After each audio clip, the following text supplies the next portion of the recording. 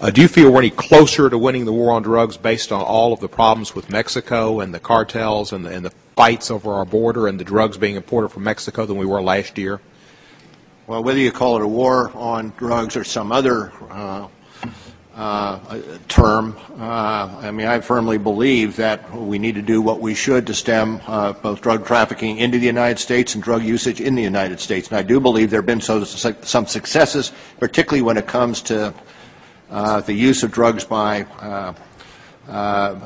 children in high school or college and the like. There are others in the at ONDCP and others who are much more familiar with that than I am. But you say some successes. Yes. Do you have any statistics to show? Statistics I see say that more people are using, say, marijuana than have, because the public doesn't has a feeling about use of certain drugs that maybe the FBI doesn't. Is there a better way, and some people have suggested looking into a system of legalization that might be effective in stemming the tide of drugs from Mexico and then the border wars and the immigration problems from Mexico? Have you considered this as a possibility? I think anybody who looks at this problem considers it, and ultimately when you look at it, rejects it. I tend to think that the use of particular drugs goes in waves. You'll have marijuana for a period of time, then you'll have heroin, then you'll have cocaine, then you'll have crack cocaine, then you'll have methamphetamine, and then you'll have OxyContin.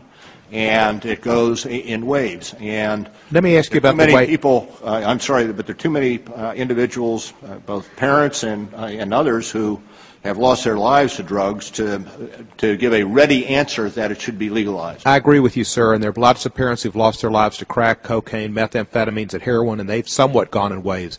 Name me a couple of parents who've lost their lives to marijuana. Can't. Exactly, you can't, because that hadn't happened, and there hadn't been a wave, because that's been a constant thing in America since Harry Anslinger, because African Americans used it and saw it as something that was crippling, and gave it to the Latin Americans and put an ethnic tone to it.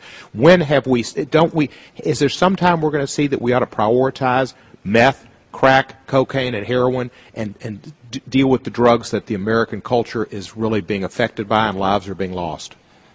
The only thing I would say is that you talk to parents who have lost their children to drugs. Right. They will inevitably say that they started off with marijuana. They probably started off with milk and then went to beer. And then they went to bourbon, and then they might have gone to marijuana. The gateway theory doesn't work. Maybe. It's a reality. Obviously, we're going to have not going to agree there.